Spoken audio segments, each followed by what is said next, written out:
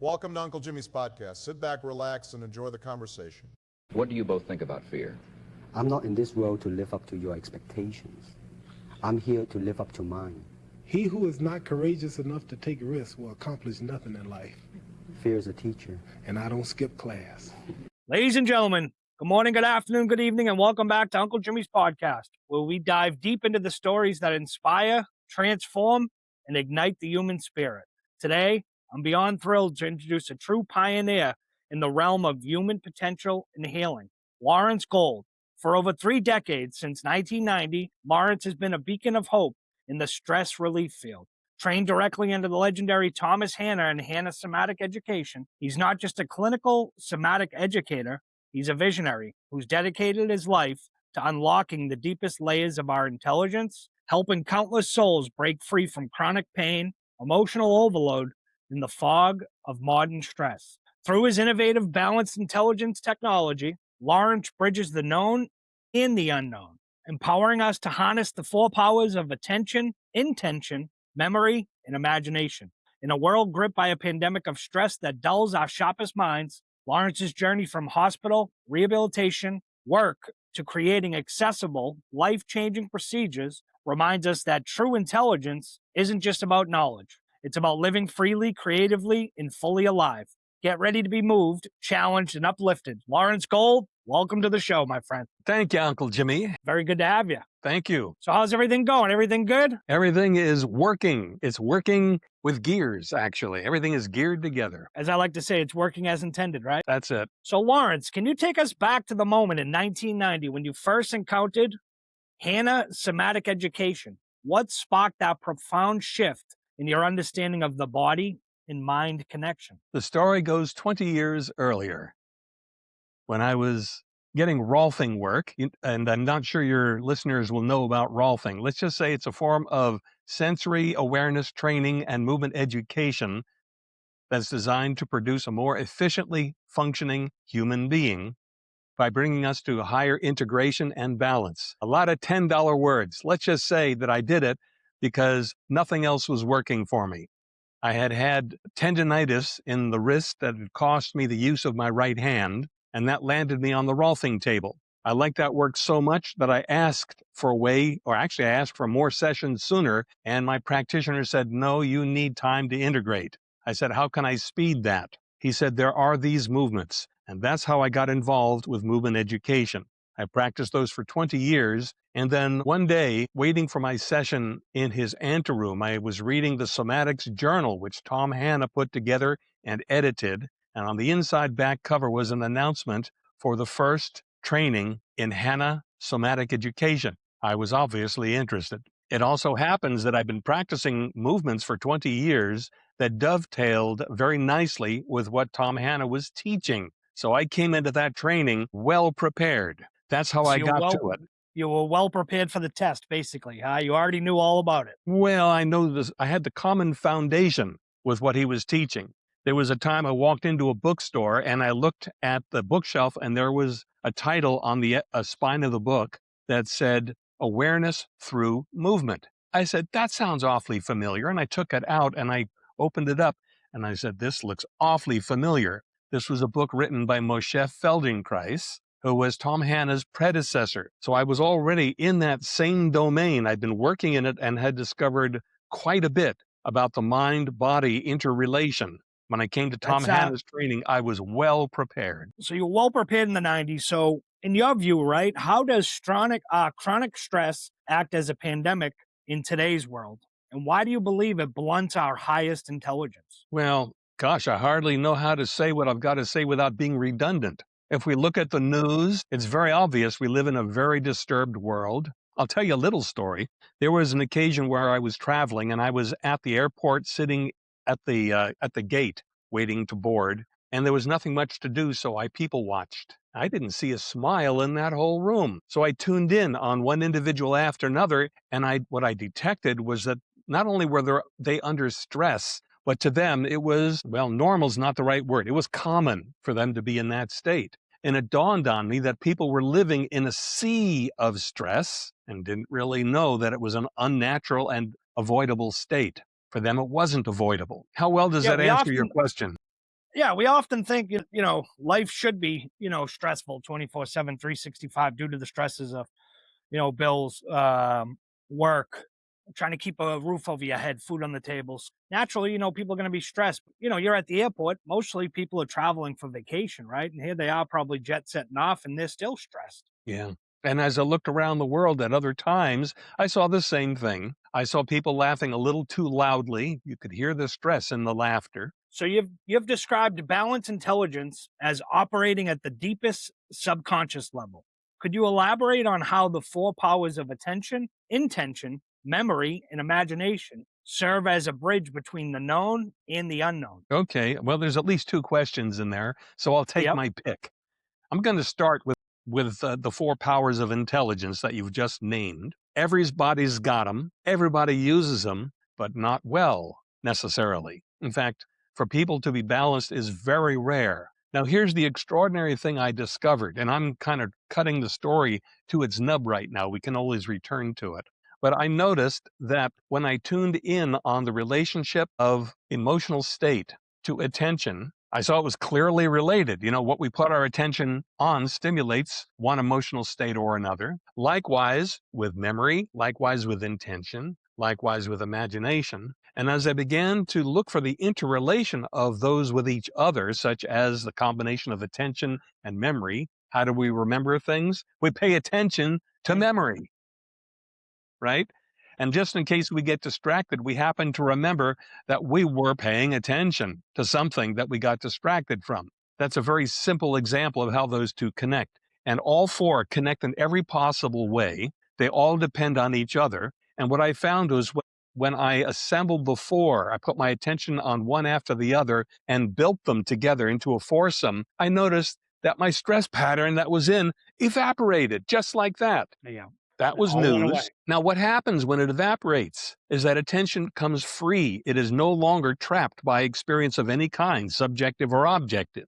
We fall into what I spontaneously called the ground of being, which is formless consciousness. And what it felt like to me was kind of like the old-time TV sets where they had a cathode ray tube and you could click between stations and snow would appear on screen between stations. And it felt like that. The intuition that I had arrived at felt like there were points that were flashing into and out of existence all over and so quickly that I couldn't follow them with my attention. I could only sense it. It was formless, and yet it was not a vacuum. It was not empty in the sense of being void. It was empty in the sense that there were no forms in it that trapped attention.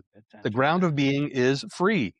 And more than that, it started showing me as my own habitual state of mind would come up, that state of mind was a hardening or densification or a condensation, a consolidation of attention that gave it the sense of being someplace. It was localization. And I realized, my gosh, attention is about location. Yeah. When a cat is stalking a mouse or a bird, what is the cat doing? It's locating the prey. Right, yeah. So that's the rudiments of attention. Then I discovered that memory is about persistence. If there isn't persistence, there ain't no memory. Memory is irreducibly about persistence. Intention is about movement. It's the push force. It's also the stop force. And imagination, that was the interesting one, because when I intuited, as I introspected into imagination, I discovered that imagination is also utterly formless. That's its base state. And that when we imagine something, we can't recognize it until it gets captured in short-term memory. In order to imagine something and know we imagined it, we got to remember that we're imagining something. And we've got to remember what we're imagining. If it's not in short-term memory, it's off our radar completely. That was a very interesting discovery because it looked like imagination was the interface. Here's the second part of your question. Imagination is the place where things emerge from the unknown, and I said that deliberately. It's not just the unknown, because that seems like a something that's unknown. I'm talking about the unknown. That means anything we sense as the unknown ain't it. That's something held in memory. The unknown is utterly incomprehensible and without definition. Now, this sounds like a bunch of highfalutin talk, But if we were to follow our own movement of imagination, we discover that things appear spontaneously. They don't occur because we worked it into existence. If we were working it into existence, that means we already had a sense of it. But when something emerges into true imagination without being anchored in a memory, it is utterly new. And the term novelty is used in psychological circles. Imagination is about novelty. Now, what happens when we go through a life? We have lots of memories, and every life situation is utterly unique and utterly new in its details, but it may have some general similarities to something we have in our memory. But it's not the same. It has similarities, it has differences. Yeah. Imagination is what enables us to experience something and make the connection to something we remember. Imagination is our way, when combined with memory, of making sense of the world. Ordinarily, we have a memory associated with an experience. We have attention on the experience. We have some sort of feeling about the experience, like how we want it to go or want it not want it to go. Not to go, yeah. And those three, attention, intention, and memory, are the seeming solidity of experience. And when people have only those three operating without an equal amount of imagination, we are trapped in experience. We are trapped by that experience. Imagination is the escape hatch. Now, it should be perfectly obvious that that's the case because the entire entertainment industry is based on imagination. Yeah. And its purpose is to distract us from the solidity of our situation, of our life. Imagination is the escape hatch, but it's more than that. Because it's the interface with the unknown, and it means that imagination is the free position, that ring true intuitively. Imagination is the free potential that we have, that when we balance out imagination and the other three, there is that release that I experienced. I started using that insight with clients, and I discovered it worked for everybody, with a couple of exceptions. These were people who couldn't get it. They needed more discipline of their own attention to do it. But for the most part, it's been very reliable. And that's Yeah, how so imagination is the interface with the unknown and why it's at the root of stress. And there was another piece to your question. I gave you a big long rant there, didn't I? No, not at all. So I know what inspired you to develop the gold key release procedure? And to my listeners, let them know what the gold key release procedure is and how Okay. how does it differ from traditional stress relief methods like meditation or therapy? Okay. For the most part, let's use what it isn't. Meditation and therapy most commonly work by fixating attention on some desired state or desired direction. Well, that's just replacing one thing with another thing, but the thing it's trying to replace has a certain density to it. It doesn't want to just be substituted by something else. We hold on to it. That's the persistence of memory. Where was I headed with that? Okay, so What is the gold key key release release. procedure? Okay, so that's great. So actually, the gold key release touches on the four powers of intelligence using mind prompts. These are series of words, brief words, like 2 or 3 words, that direct a person's feeling attention into places in themselves that it never occurred to them to look. Gold key release does it systematically, and it assembles those four powers of intelligence, leading to the dissolution, the formless intuition that I talked about when we combine the four powers of intelligence. Well, that didn't land all at once. Over the course of my continuing education, I took a lot of continuing education in different areas, and as I reflected, I saw that they tended to emphasize one or the other of those four powers of intelligence. So some teachings emphasize focus. It's a big deal, focus. Well, focus is attention or determination. Very few emphasize imagination, and memory is a problem for a lot of people. That's why they call it attention deficit disorder. That's why the matter of losing memory is such a big deal, because people just don't generally have a handle on memory. They just kind of hope it works better or worse. So I discovered that each of them emphasized usually only one, but sometimes they emphasized two. And one teaching stream with which I'm personally familiar is a 10,000-year-old tradition. It's the tradition of the Toltec seers, the seers of Central America. And that was the only teaching I came across that explicitly addressed all four, although it didn't recognize that each was part of the other. It was a system of discipline called the Warrior's Way, the purpose of which was to liberate a person from their self-importance and then to liberate them for realms of experience beyond what most human beings experience. Very good. And I'm familiar with that tradition, but for them, it's the exception. But it occurred to me, what happens if all four work together at once? And I already described what happens. The bondage, the grip of experience softens And it releases you. and it releases us. Now, at that time, I was doing house calls where the house call could be 1,000 miles from where I lived. In this case, it was taking me from Santa Fe, New Mexico, where I lived, to Santa Cruz, California, where I used to live. And the person with whom I was working was in chronic pain, and I was using Hannah Somatic Education with her, and there was a certain point at which the progress stalled. Well, she was in a lot of pain, and I suspected that the stalling was a result of her inability to relax, partially because of emotional distress. We were doing an intensive. I was there for some days and doing several sessions with her a day. And during a break, I reflected to myself, what would have to be going on in a person for them to feel I'm stuck? So I owned the attitude in myself. If I were saying I'm stuck, what would have to be going on? And I noticed the very first obvious thing was I'd have to have my attention on the issue about which I'm stuck. And what was her issue? What was her issue? Oh, she had a turned sacrum, which is about the most painful, difficult to clean up condition that therapists deal with. Few therapists have any kind of a handle on it. And she was in a lot of pain. And, it happens that I had had the same condition, even from childhood. And I'd found a way, because I had to, because I was incapacitated by the pain and restricted movement. I had to find the way out in myself. I had to be the guinea pig. And it took me about 10 years before I found the key. Did a lot Key to success. Yeah, the key to cleaning up my own turned sacrum, to getting the normal movement and comfort again.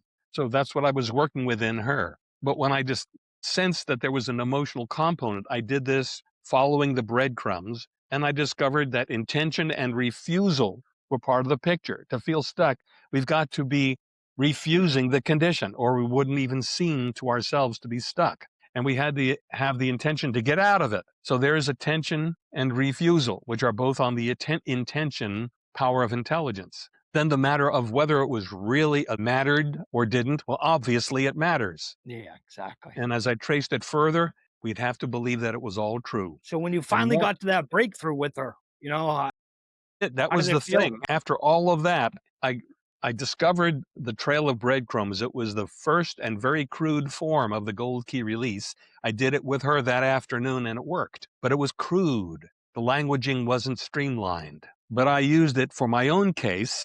And the more I used it, the more it taught me how to improve it. It was like an AI teaching you how to use AI.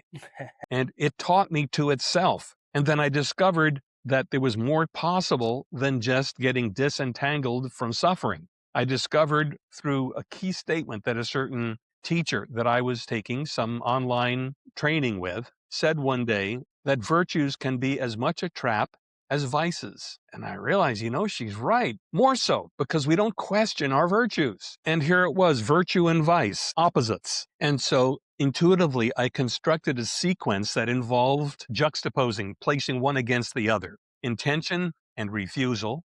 But more than that, two related issues. The two related issues are something about which we are unclear and ambivalent. So like love and money was one of the pairs that a client of mine brought to my attention. We plugged it into it. Then, I'll just give you the current name. It was called the Relationship Revealer. And I worked with that and I discovered, my gosh, I was discovering two very strange things. One is that apparent opposites are not separate. They are actually identical, with the only difference being which direction they were pushing or pulling us. Yeah. So the idea of there being duality I saw was false. It's all a unified field. And I was discovering the hidden aspects of apparently opposing things. Then I discovered that it worked not only with opposites, it worked with similars. If there was a choice I had to make and it was too close to call, if I plugged the two options into that relationship revealer, I discovered not just that they were part of the same thing, but that they had slight differences that I couldn't detect from casual attention. So it was revealing the nature of that relationship. Very interesting, very useful. But, there was a point at which I was working on a certain issue in myself using the gold key release. I wasn't getting traction on it. It wasn't dissolving. And it suddenly dawned on me that I wasn't really of a single mind about cleaning it up. I was holding on to it. It's like a bad relationship. You don't want to break it off, but you can't stand the way it's going. Yeah. You're holding on as tight as you can. And so I constructed a process that took a single item and looked at it in a whole variety of directions in terms of intending it and refusing it. And I realized after working with that, experimenting, that it was a way of disarming self-sabotage, ambivalence, and baggage that we had inherited from family and society, which generally we don't let go of because it's part of our survival mechanism. But when I put it through this process, I was released of the attachment to it. It would dissolve, and so it became the third process. And when I did that on the issue about which I was stuck in the gold key release, when I went back to the gold key release, then it dissolved. And did you go through that? Was that the role of imagination to get overcome those? No, imagination isn't part of what I call the dilemma buster. That's the name I gave to that process. Yeah. Imagination is explicitly dealt with only in the gold key release. Okay. The others they're constructed differently, but they still get all four. They just do it a different way. Just a different way, yeah. How can balanced intelligence help individuals cultivate resilience and clearer decision making in this time of global uncertainty? Okay, so resilience. I want to help sharpen our understanding of that term. Resilience is the ability to come back to balance after being thrown off balance. It isn't a way of blocking being thrown off balance, and I'll say more about that. But emotional resilience indicates that the person has conflicting motivations going on in them, and they are grounded in a kind of subconscious grip. It's like the things that we don't want to admit to ourselves or the changes we would never want to make that seem to be necessary by the situation we're in at the moment. So in terms of resilience, when a person makes conscious the places we're stuck in those four powers of intelligence and we release them, at that point, we don't have that unconscious thing keeping us in the grip. It's gone. At that point, we can get knocked for a loop and still recover much more quickly. So I had a client say to me that the issue that he had brought to me, ordinarily he would have been mulling over and ruminating over for days and days.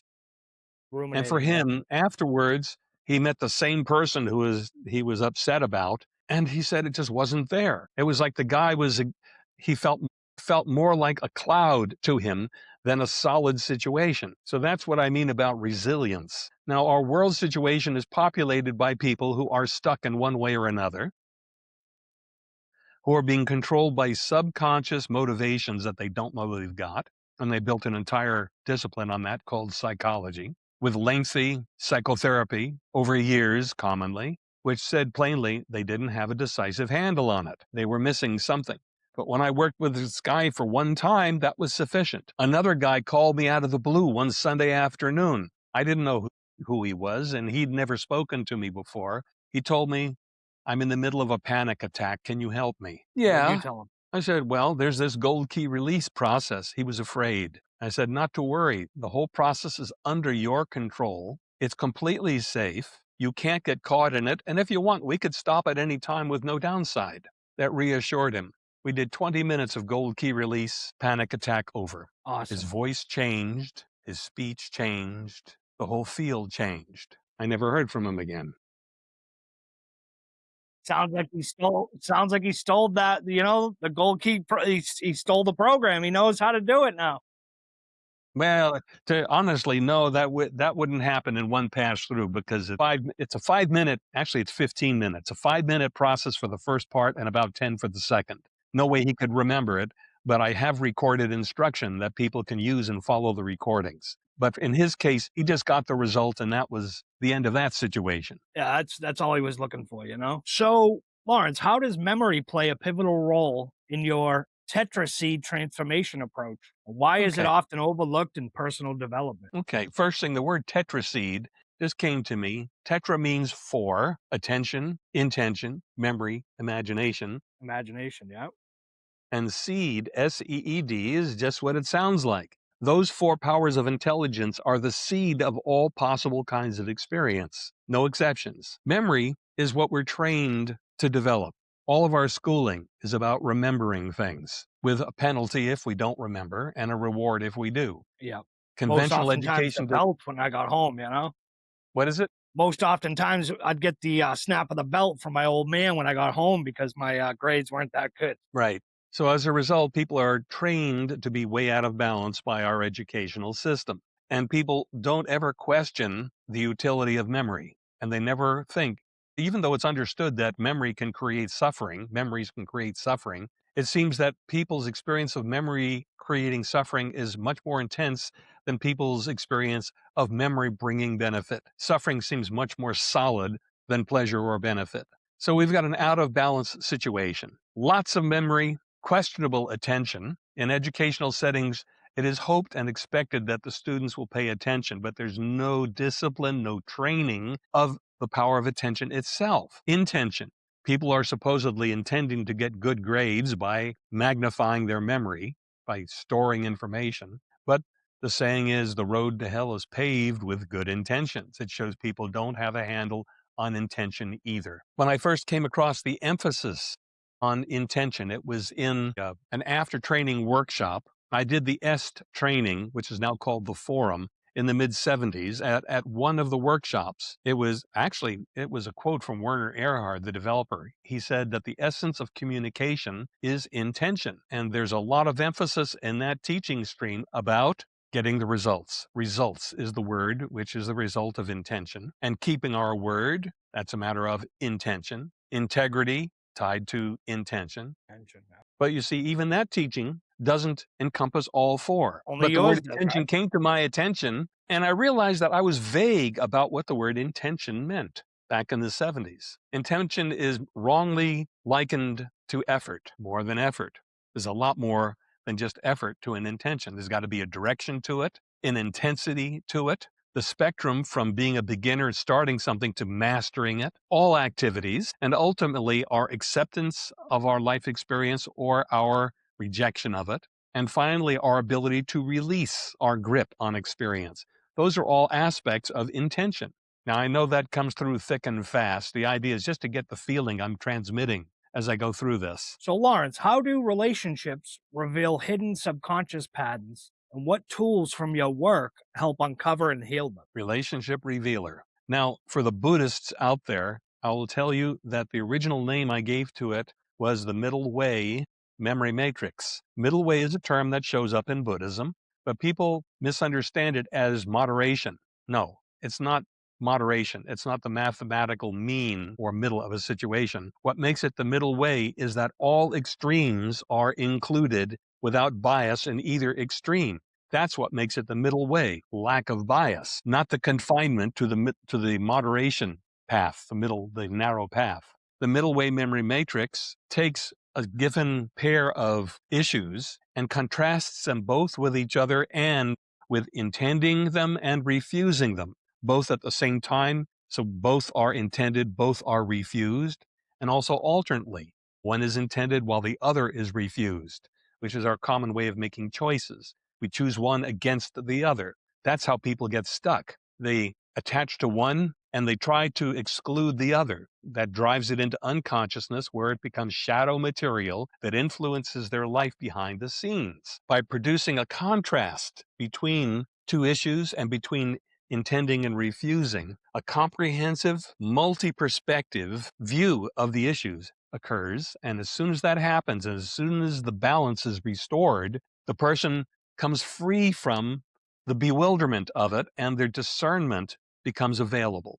Discernment is impossible with a biased view. It's not intelligent discernment, it's just bias, which is one-sided. So, what role does intention play in dispelling overload, and how can listeners begin practicing this in their daily lives? Okay, well, for that purpose, there's a particular intention, which is the intention to enter an unknown experience, which is the balanced intelligence procedures. It's completely unfamiliar to people. And I'm going to make a little side trip about this. No, I'm not. I'm kidding you. We can loop back to that. So when a person is in a predicament, they have to at least have enough intention to experiment that they can do the balanced intelligence procedures. It's all guided step by step with close attention, but I don't fix them. What I do is guide them, and their own actions are what show them where their fixation, where their stuckness is, in such a way that they recognize that it's an effort that they're maintaining in themselves previously without recognizing they were maintaining this persistent effort that was keeping them stuck. When they can recognize that it's an effort they're maintaining, the easy way is just relax the effort. Don't work so hard. It's not a strain or a movement into higher effort. It's a decrease of effort that allows things to disappear. What that leaves a person with is not excluding a situation, but the ability to participate fully in it and to be free of it. Kind of like this conversation we're having. There's a lot of freedom in this conversation at the same time as we're delving deeply into different aspects. Exactly. So intention puts a person in a position where they can do this kind of procedure, and the more they do it, the more they free up their intention, unburden their attention, unburden themselves of memory saturation. Memory saturation is where we've had so consistent an experience that it seems like reality to us rather than merely something persisting. In fact, the definition that people have of reality is if it persists past a certain point, it must be real. Yeah. It's not an accurate understanding, but it's the way most people are operating. So, Lawrence, you've been in the field for over 35 years. What's one profound lesson about human potential that you've learned along the way? Well, let's see here. Well, yeah, okay.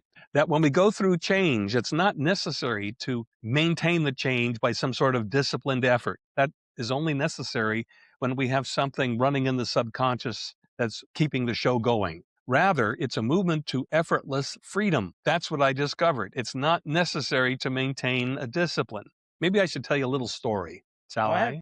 Yeah. So I had a root teacher who happened to be the rolfer I had gone to when I had tendinitis in the right wrist. And he wasn't your garden variety rolfer. He acquainted me with the tradition of spiritual practice. I discovered many interesting books in his studio, the Tibetan Yoga and Secret Doctrines, for example. Okay. The writings of H.P. Blavatsky. So he acquainted me with this line of teaching, and it broadened me from being just a kind of scientific materialist to someone who had this other side where I was investigating not just the objective side of experience, but also the subjective side. And so I did years of practice, Kundalini yoga, Hatha yoga, meditation, mantra, visualizations. You were trying I everything. did I I did a pretty. I've been around the block. That's the way I like to put it. He at one point taught me the discipline of observing silence, and his fuller teaching than just observing silence was also sense the place above the head. And so I took that on. I did it for years. Whenever I wasn't involved with something, I was observing silence. And there was a restaurant I happened to go to in Santa Fe, and I would be observing silence. I was alone. I had no conversation partner. And I noticed that the waitress was a little skittish around me. The silence was frightening her. You can imagine if you go around a stranger and they're just silent and they look at you. There was a certain point at which I recognized that observing silence was also a form of stress. It was an effort to do that, and I relaxed it, and I became more conversational. And the next time I went to that restaurant and I was more conversational and I learned her name and we had pleasantry exchange and such, she wasn't nervous around me anymore. I saw that observing silence itself, it might be useful for disciplining attention, but it had its own limitation. My learning was it's not natural to maintain a relentless discipline. It may have utility, but the more natural state is the free condition when we have disarmed the subconscious habitual states that keep us stuck. Stuck, yeah. Release it. Not more effort, but less produces a much more natural, spontaneous, open, intuitive, creative, humorous way of operating. Awesome. Let people know where they can find you. Where they can find me? Well, let's see. I think the simplest route is to give them my email address, because the first thing I do with anybody before I take them on as a client is a conversation. I've got to find out what's going on in them, what they need, tell them a bit about what I do, determine if they're interested, receptive to it. So conversation is always the first step.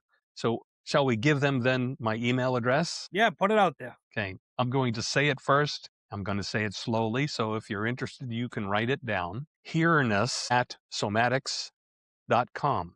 Hearness is the word here, HERE dash N as in now, ESS as in Sam, at somatics, SOMTI.com. Hearness at somatics.com. Mm-hmm. And like you said, the first time will be, if you reach out, it's going to be a conversation, and Lawrence will let you know where you guys will go from there. So let's get on to the next couple questions before we end. So, how might balanced intelligence intersect with broader fields like psychology, neuroscience, or even spirituality? All of those disciplines and all disciplines altogether are founded on the foundation of attention, intention, memory, and imagination, whether consciously used or automatically subconsciously involved. So if a person is involved in any kind of discipline, the work I do empowers that discipline. This empowers all disciplines. It makes results come faster and easier. Lawrence Goldway. Well, it's more, I may be talking about it. I was the recipient of it, but it's actually the universal way. Everybody is operating on those 4 powers of intelligence all the time. Yeah. So, last question. If you could leave our listeners with one transformative exercise from your toolkit, what would it be and why? Okay. First, I'll tell you about it. Then I'll show it to you in such a way that you can actually do it. It'll be in the recording. And if a person wants to do it whenever they want and they resort to the recording, they'll have a recording of guided instruction of the balanced intelligence preparation exercise. It's very simple. I'm going to say it once just at speed so that you can hear it all quickly without falling into any rabbit holes. Then we'll take you to where you can fall into rabbit holes. So it sounds like this: attending, attending, attention, attention, remembering, remembering, remembering, remembering, intention, intending, tendency, intention, imagine, imagine, imagining, imagination. It's as simple as that. So what we're doing is turning each of those powers of intelligence upon itself, and that typically leads to a recognition of stress patterns and the spontaneous release. It's good for casual use with relatively lightweight or short-term situations. It's the preparatory step for using the gold key release, which is, as I've said, is rather longer than that and too complicated to use without either guided instruction or long familiarity. So let's do that now, shall we? Attending, attending, attending, attending. Remember, remember, remembering, remembering. Intending, intending, tendency, intention. Imagine, imagining, imagination. Attending, attending to attending, attending. Remember, remembering, remembering. Intending, tendency, intention. Imagine, imagining, imagination. Pay attention to paying attention, attending. Remember, remembering, remembering. Intending, tendency, intention. Imagine, imagining, imagination. You got me all relaxed over here. What a coincidence. So, Lawrence, I just want to thank you for sharing your incredible wisdom and journey with us. Thank you. It's been nothing short of enlightening and empowering. To all our listeners out there, remember, in the midst of life's stresses, your highest intelligence is waiting to be unlocked. Tune in next time for more stories that light the way forward. Stay balanced, stay brilliant. Peace out. Thank you so much, Lawrence. Peace and love, peace and love.